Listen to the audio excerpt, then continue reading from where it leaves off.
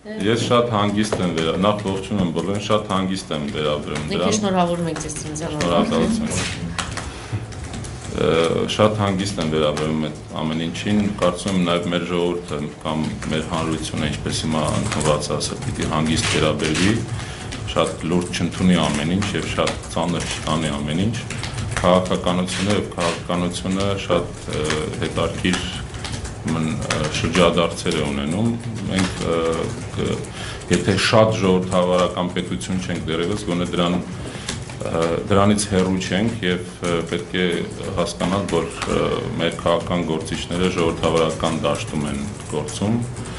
եւ հանրության առաջ են ու այն ինչ տեղի ունենում նաեւ լավ է ժողովրդավարական process-ի համար։ Որ դրվագը նկատի ունեք։ Որ քաղաքական գործիչները պիտի հաշվետու լինեն իրենց ընտրողների առջև, պիտի իրենց գործողությունների համար պատասխանատու լինեն եւ դա լավ է,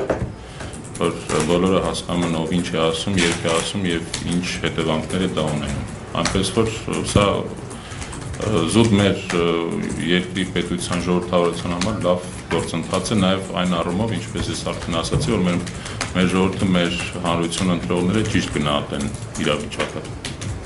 Պարոն Մարտիրոսյան, ասացիք լուրջ չպետք է վերաբերել, այս դեպքում հատկապես ինչին պետք է լուրջ չվերաբերվել, մենակ Սերժ Սարգսյանի ելույթին, Գագիկ Ծառուկյանի պատասխանին, թե առհասարակ նրանց հետ կապված ամեն ինչին։ Սերժ Սարգսյանի ելույթին պիտի վերաբերել շատ լուրջ, ես այդ ելույթը ամբողջությամբ բարձր եմ գնահատում եւ կիսում եմ եւ համաձայն եմ։ Հատկապես այն մասը, որ փողը չպիտի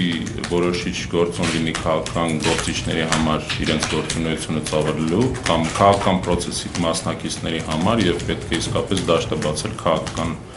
դեմքերի համար։ Իսկ Գագիկ Ծառուկյանի ելույթը երբևէ չեմ մեկնաբանել եւ չեմ մեկնաբանելու։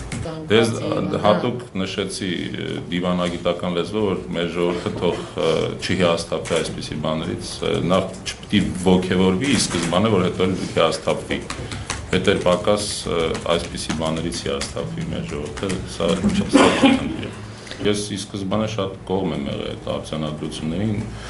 նույնիսկ եթե դրանք չվավերացվեցին վերջում, դա մեր եւ պետության եւ մեր դիվանագիտության հաջողությունն եմ համարում եւ այն հոգուտները, որ մենք քաղացինք այդ արձանագրությունները նախաձեռնելով, այդ գործընթացը նախաձեռնելով դեռ երկար պիտի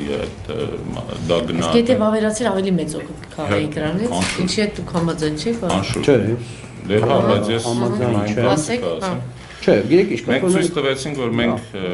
ի վիճակի ենք այդ գործընթացը նախաձեռնելու, մենք դրական ենք տրամադրված հայ-թուրքական հարաբերությունները կարգավորելուն բոլոր առումներով, թեև կան բազմաթիվ պատմական, քաղաքական այլ տեսակի խնդիրներ, բայց մենք դրան գնացինք նախագահի գլխավորությամբ եւ միջազգային հանրությունը դա տեսավ ու մենք չէինք, որ process-ը խափանեցինք, չվավերացինք եւ այդ թուրքական կողմը, որտեղ թուրքական կողմը վստահ եմ, որ վախենում է այդ գործընթացից, որտեղ չգիտի ինչ անել դրա հետ, դրա հետևանքները չի կարողանում ճիշտ գնահատել եւ այնը որ դա իրենք ընդունում են։ Իսկ ինչ վերաբերում է հետ կանչելուն, այո, 100-ամյակի նախօրյակին եւ որևէ քայլ չկա թուրքական կողմից, մեր հանրապետության նախագահ ուրիշ երբ չունի, քան հետ կանչելու արձանագրությունը, թեև դա չի նշանակում, որ ապագայում այսպիսի գործընթաց նախաձեռնել հնարավոր չի լինելու։ Վերջի վերջո խոսքը ինչ որ մի փաստաթղթի մասին է ընդամենը, ոչ թե ուրեմն